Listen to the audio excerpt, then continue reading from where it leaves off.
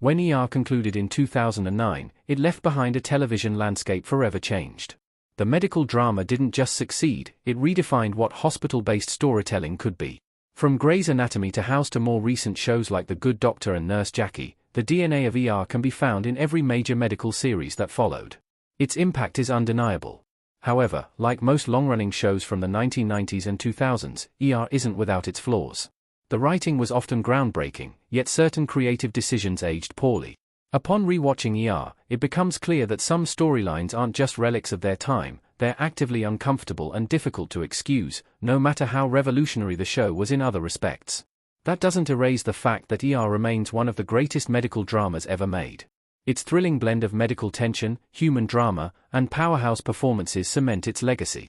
Still, when revisiting it today, some glaring issues feel impossible to ignore, even for the most dedicated fans. The show didn't care much about accuracy. Its approach to medical realism often sacrificed accuracy for drama. Cast of Compared to the heightened realism of later medical dramas, frequently prioritized shock value over accuracy.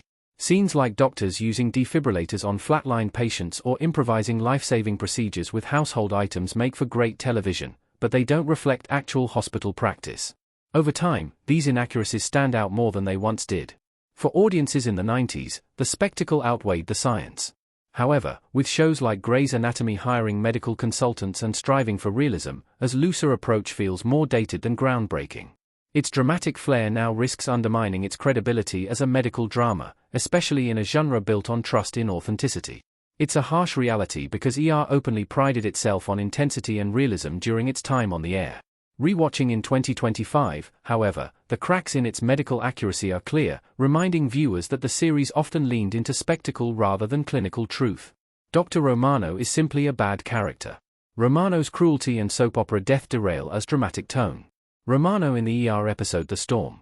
Dr. Robert Romano, Paul McCrane, was written as abrasive, but rewatching makes it clear he never evolved beyond cruelty.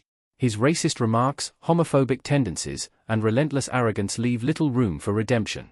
Attempts to humanize him never land, leaving viewers with a character defined purely by toxicity. The problem is compounded by how he exited the series. His infamous death, crushed by a helicopter falling off the hospital roof, is more daytime soap than prestige drama. Compared to the dignified and heartbreaking farewell of Dr. Mark Green, Anthony Edwards, Romano's demise undermines serious tone. Rather than adding depth to the ensemble, Romano lingers as one of television's most frustrating antagonists. On rewatch, he's not complex or layered, just unbearable, and his death feels like admitting it didn't know what else to do with him. Is surprisingly sexualized. Some storylines are deeply uncomfortable when viewed today. Carter leaning against a counter in For a show hailed as gritty and realistic, was surprisingly cavalier in its sexualization of storylines. One of the most egregious examples is Ray, Shane West, unknowingly sleeping with a 14-year-old, presented more like a scandalous twist than the horrifying crime it actually was. Even worse, the sequence was played as a sex scene. Similarly, Dr. John Carter's, Noah Weil, history of sexual assault is downplayed rather than treated with the seriousness it deserves.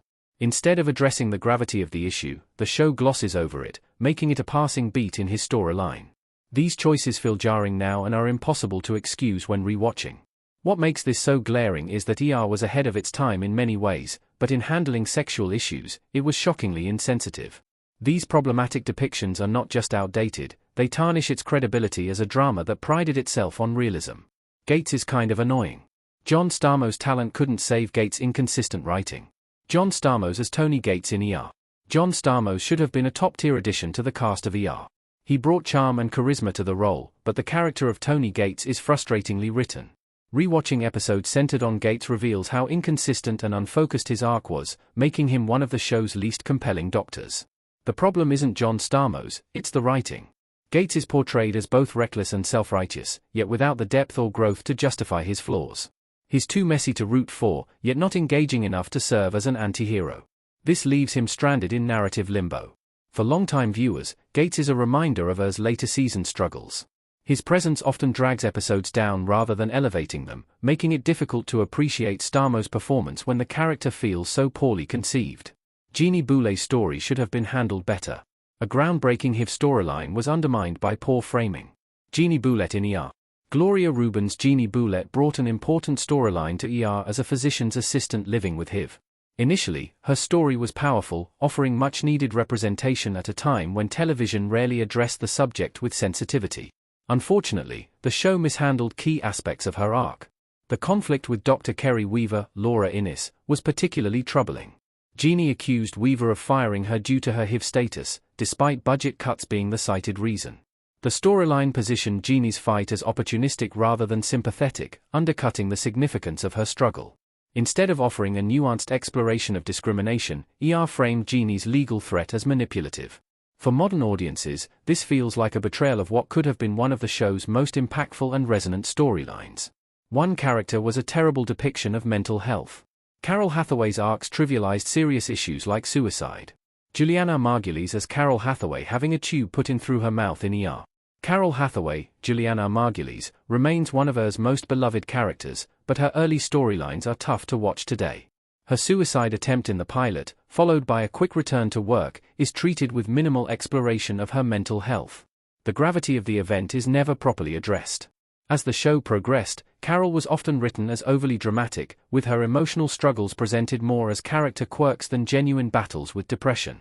This reduces her complexity and does a disservice to mental health representation. Rewatching now, Hathaway's storylines in ER feel like a cluster of missed opportunities. What could have been a groundbreaking portrayal of mental health instead comes across as dated, careless, and dismissive of the seriousness of her struggles. ER dangerously mishandled transgender characters. Harmful portrayals reflect the show's lack of understanding. A transgender patient receiving treatment in ER Season 9. One of the most troubling aspects of ER is its treatment of transgender characters. Season 1's ER Confidential introduces a trans woman in a storyline rife with harmful stereotypes and medical staff mocking her gender identity. Dr.